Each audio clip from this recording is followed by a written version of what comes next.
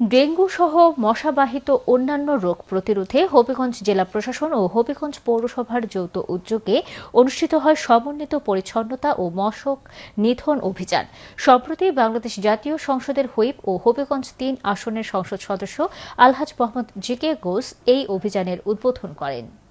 উদ্বোধনী অনুষ্ঠানে সভাপতিত্ব করেন হবিগঞ্জের জেলা প্রশাসক আবু হাসনাত মোহাম্মদ আরিফিন। উপস্থিত ছিলেন হবিগঞ্জ পৌরসভার প্রশাসক মোহাম্মদ মইনুল হক, অতিরিক্ত police super crime and ops Rakhi Rani Das, পৌর নির্বাহী কর্মকর্তা মোহাম্মদ জাবেদ ইকবাল চৌধুরী এবং হবিগঞ্জ জেলা প্রশাসন ও পুলিশ প্রশাসনের কর্মকর্তাবৃন্দ। প্রধান অতিথি বলেন, নিজস্ব দায়িত্ববোধ থেকেই আমাদেরকে নিজের বাসাবাড়ি, অফিস, আদালত, শিক্ষা ও ব্যবসা প্রতিষ্ঠান পরিষ্কার পরিচ্ছন্ন রাখতে হবে। উদ্বোধন শেষে জেলা প্রশাসন কার্যালয় ও আশপাশের আবর্জনা পরিষ্কার করা হয়, সচেতনতামূলক লিফলেট বিতরণ করা হয়, সাথে সাথে মশক নিধন অভিযানও শুরু করা হয়।